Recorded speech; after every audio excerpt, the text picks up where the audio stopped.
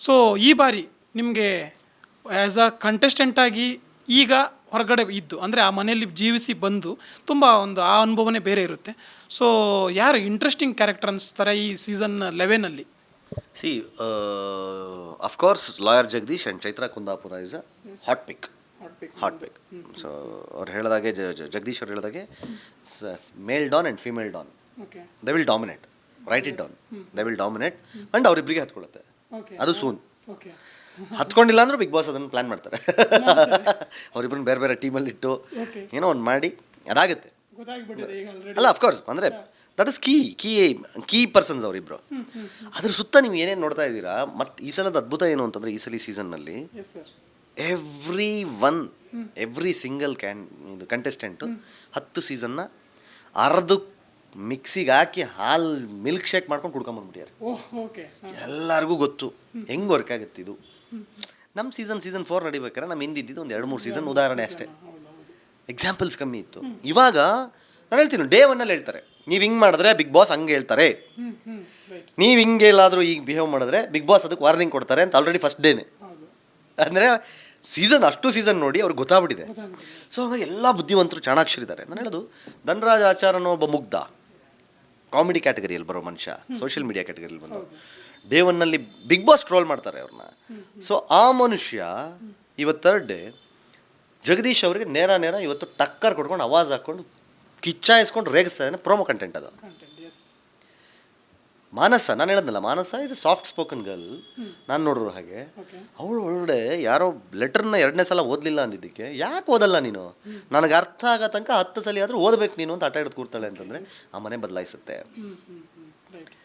ಹೊರಗಡೆ ಕಿರ್ಚಾಡ್ತಾ ಇದ್ದಂತಹ, ಕೂಗಾಡ್ತಾ ಇದ್ದಂತಹ, ವಾಯ್ಸ್ ರೈಸ್ ಮಾಡ್ತಿದ್ದಂತಹ ಜಗದೀಶು ಒಳಗಡೆ ಸೈಲೆಂಟ್ ಆಗಿದ್ದಾರೆ. ಈಗ ಸಾಫ್ಟ್ ಆಗಿದ್ದಾರೆ, ಎಲ್ಲರ ಜೊತೆ ಚೆನ್ನಾಗಿ ಮಾತಾಡ್ಕೊಂಡಿದ್ದಾರೆ. ಯು ಡೋಂಟ್ ನೋ ಯಾವ ಟೈಮಲ್ಲಿ ಯಾರು ಏನಾಗ್ಬಿಡ್ತಾರೆ ಅಂತ.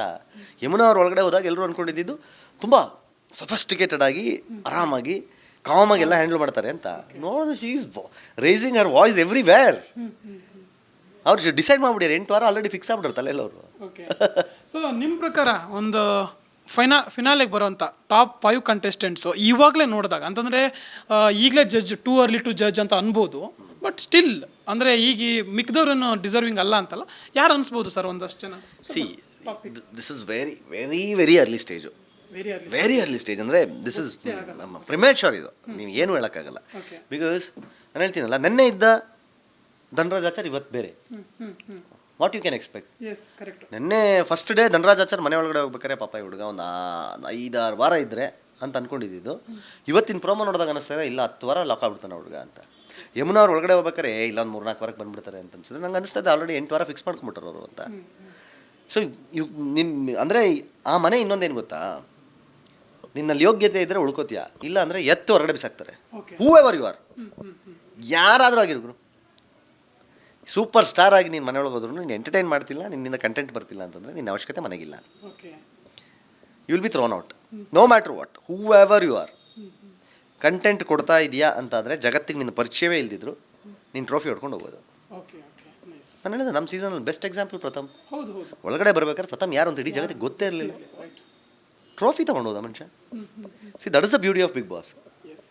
ಅಲ್ಲಿ ಯಾರ್ದೋ ಸೀನಿಯಾರಿಟಿ, ಯಾರ್ದೋ ಪಾಪ್ಯುಲಾರಿಟಿ, ಯಾರ್ದೋ social media fan page followings ಅವೆಲ್ಲ ಏನು ಮ್ಯಾಟ್ರ್ ಆಗಲ್ಲ. ಅಲ್ಲಿ ಒಳಗಡೆ ಶೋನಲ್ಲಿ ವಾಟ್ ಯು ಆರ್ ಗಿವಿಂಗ್,